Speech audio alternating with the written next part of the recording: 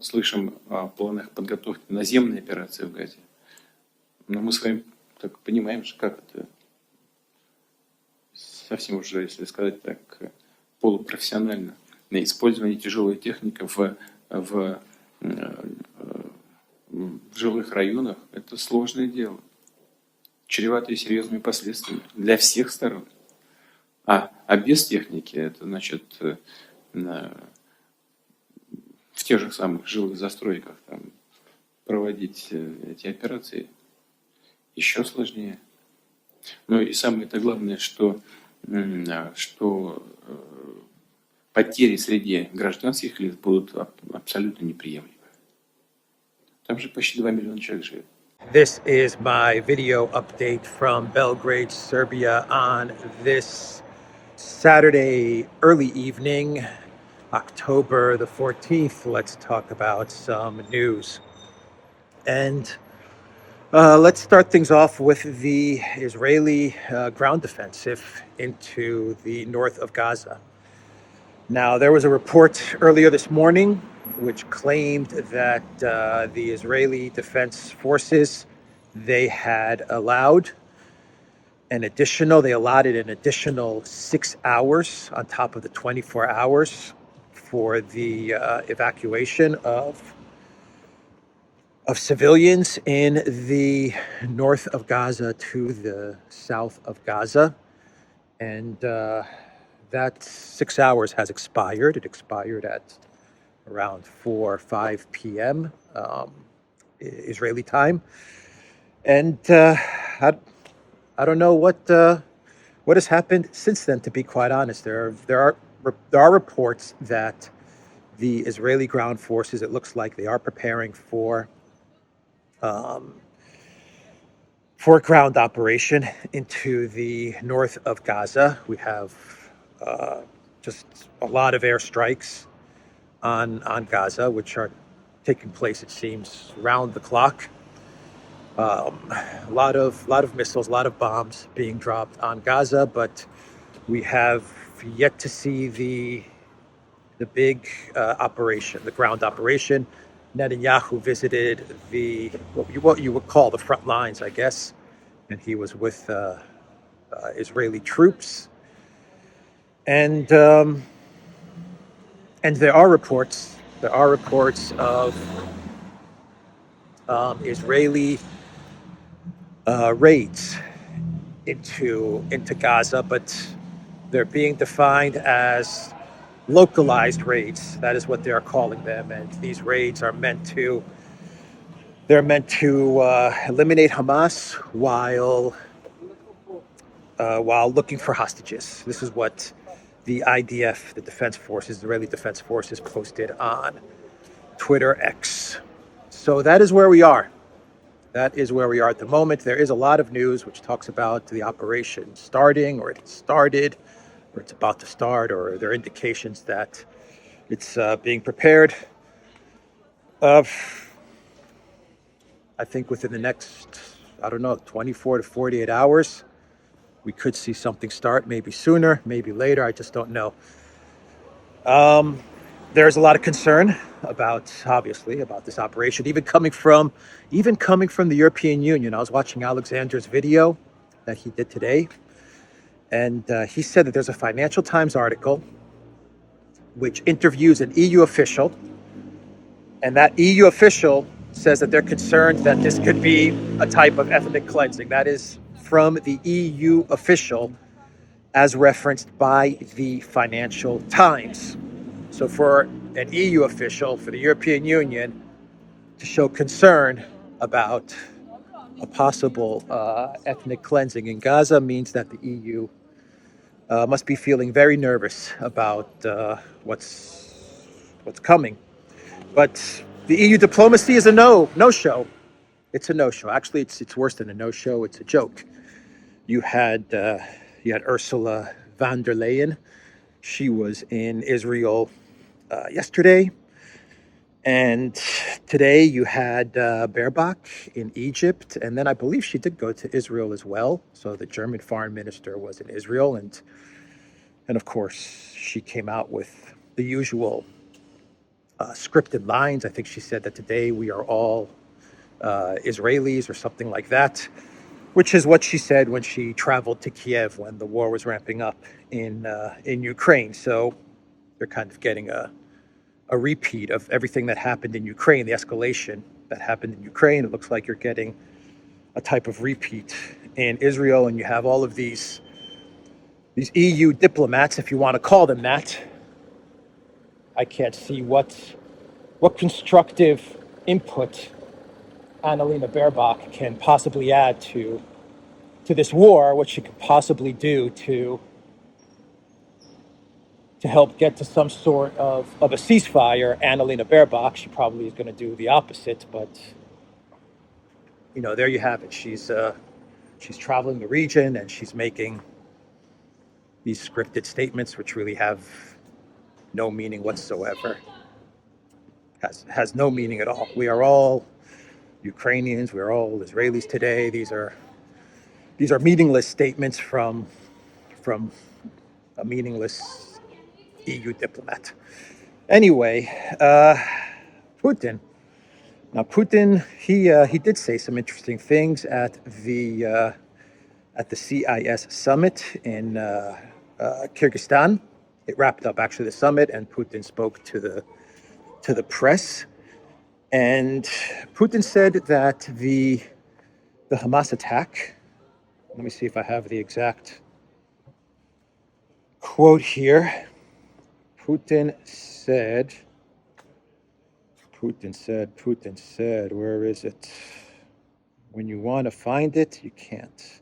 Here it is. Putin said that the attack on Israel was unprecedented cruelty, but he also said that Israel's blockade of Gaza is also going too far. That is also what he said on the other side of things. He said Israel has responded to the attack on a massive scale with quite brutal methods. Putin urged both parties to think about the civilian population despite all the bitterness on both sides. And then Putin noted that there are 2 million people living in Gaza, and he said not everyone supports Hamas. By the way, not everyone supports Hamas. And he said, yet everyone must suffer, including women and children. Of course, hardly anyone will agree with this. So he's kind of talking about, he is talking about a type of collective punishment that could be taking place in Gaza. And then Putin talked about how Russia can help to mediate a peace, a ceasefire at least, and then mediate a peace. And Alexander has talked about this on the Duran. We did a video specifically about Russia and BRICS and how they're trying to move towards a mediated peace with Israel and the Palestinians, and they're looking to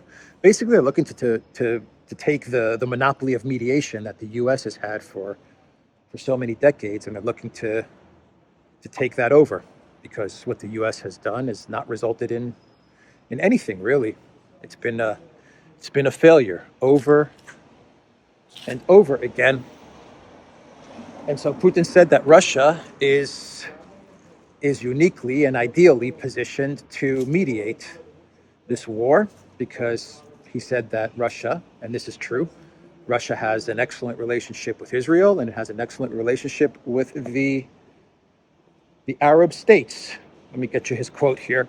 Russia can help precisely because we have developed very good relations with Israel over the last, say, 15 years, and traditional relations with Palestine. Therefore, no one will suspect us of wanting to play along with someone. But of course, only if someone needs our mediation. This is always done only based on an agreement between the parties. And Maria Zakharova, she made an interesting statement yesterday, and she said that the world will have to clean up the mess the U.S. has created in the Middle East. So Putin's going to be traveling to China in the next few days. He is going to be meeting with Xi Jinping. You know that this is going to be top on the agenda. And China so far has been pretty quiet about what's been going on in Israel and in Gaza. But you know that whatever Russia is proposing or what they're hinting at, which is a mediation, you know that they're consulting with China, and I would imagine that China would be fully in support of a Russia/BRICS type of a solution to this conflict.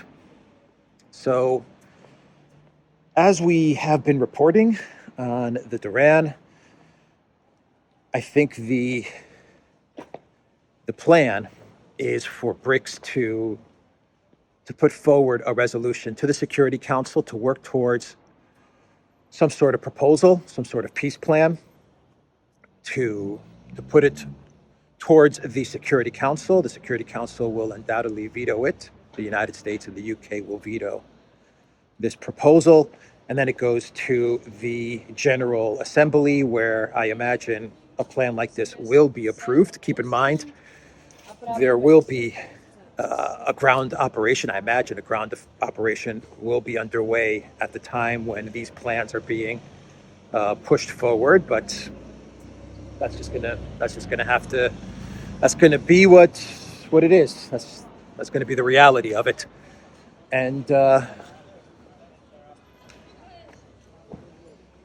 once the General Assembly approves this plan, which would be non-binding, I would imagine that you would have BRICS, led by China and Russia.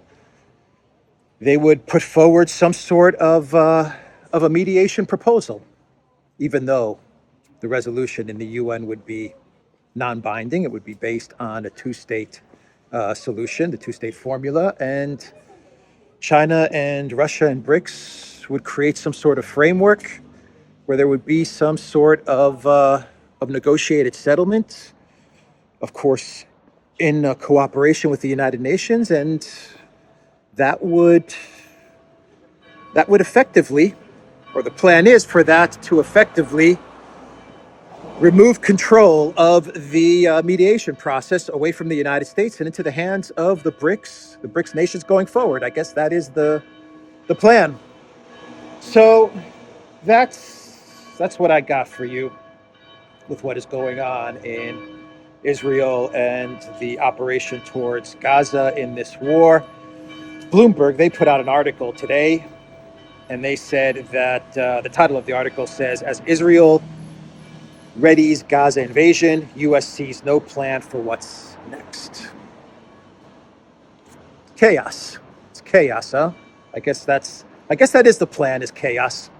I guess the plan at this point in time is indeed chaos. So it doesn't look like the U.S. or Israel really knows what happens if and when this operation gets underway, and what happens. I guess what happens if Israel gets bogged down. What happens if Israel is successful? I don't know. A wider war? Bloomberg says the Biden White House has no idea. It really makes you feel confident about the leadership in the United States, doesn't it? Anyway, the Associated Press, they are reporting that Saudi Arabia has decided to pause discussion on possible normalization with Israel. That was the plan that I was talking about a couple of days ago. Let's go this way. It looks like it's official now. Saudi Arabia is out of this three-way deal to normalize relations with Israel, which would then see Saudi Arabia getting military guarantees from the U.S. as well as nuclear technology, and in return, Saudi Arabia would recognize Israel and would also increase oil production. We're now in a pause. Saudi Arabia has paused this, and the last thing we are going to see is an increase in oil production. We're going to see the reverse. We also have an article from CNN with the title, U.S. intelligence warned of potential for violence days before the Hamas attack. So in this article, CNN, they claim, after interviewing intel sources, that the Biden White House was briefed twice that Hamas was preparing some sort of an attack. 2 times, a couple of days before October 7th, intel sources, they told the Biden White House something is going to happen. And according to this article, the intel sources told CNN that the Biden White House didn't really care. They were kind of like, we see these reports all the time and we're not interested. And one of the reports, which said that Hamas was up to something, was delivered to the Biden White House on October 6th. They brought that to the Biden White House on October 6th, one day before the Hamas attack, and the Biden White House just didn't care. This is according to CNN. And we have various Republicans in Congress who are now calling for the resignation of Jake Sullivan. It looks like they are trying to scapegoat Jake Sullivan for this intel debacle. Jake Sullivan, he came out with that statement a couple of weeks ago where he said that the Biden White House has achieved relative calm and peace in the Middle East. And that is the beauty and the professionalism of the Biden foreign policy, is that, yeah, there are problems in Ukraine, but Jake Sullivan said that at least the Middle East, they have calmed things down. And this was a statement that he made just a couple of weeks ago. And now Congress, Republicans in Congress, they are calling for Jake Sullivan to step down. And finally, before we pivot a bit to some news from Ukraine and Poland, because we have elections in Poland tomorrow, there is the statement from Lloyd Austin when he was in Israel, talking about military aid to Israel. And Lloyd Austin was asked about whether the U.S.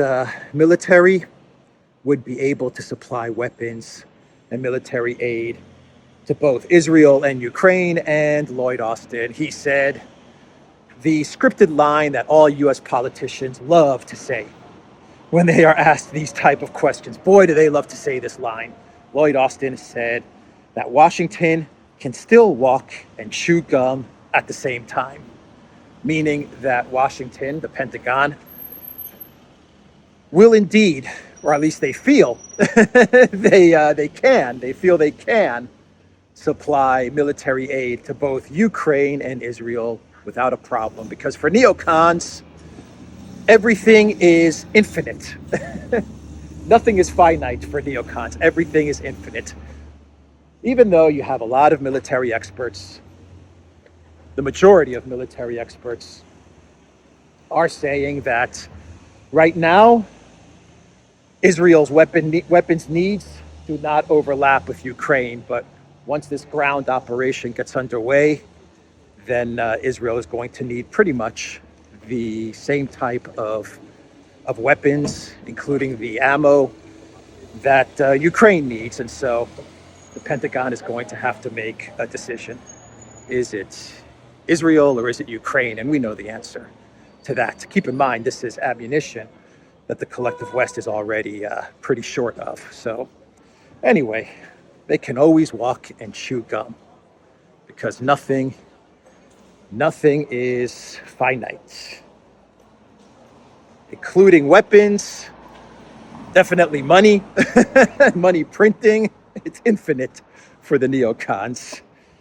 Anyway, The Spectator, switching a bit to Ukraine, The Spectator, they have a title: Russia is trying to break through Ukraine's front line for winter. Putin is weaponizing winter.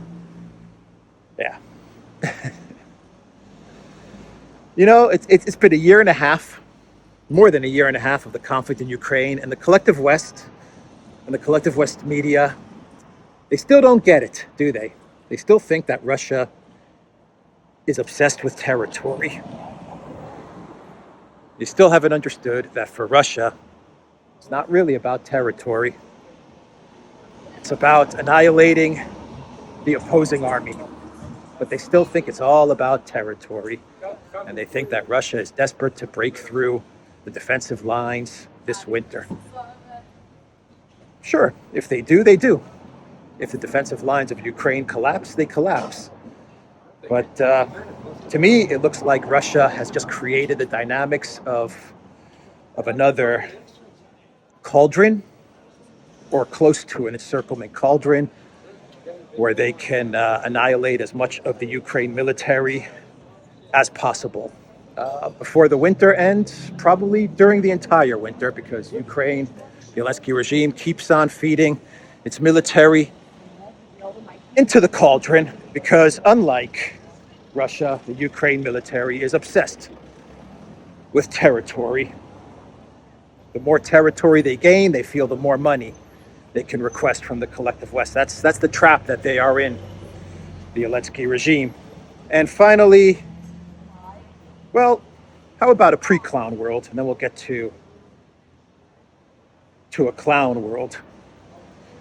We have Borrell in China. So after like 3 attempts to finally get the okay to travel to China, the chief EU diplomat, Jungle Joseph Borrell, he made it to China, and the meetings did not go too well. They did not go well at all.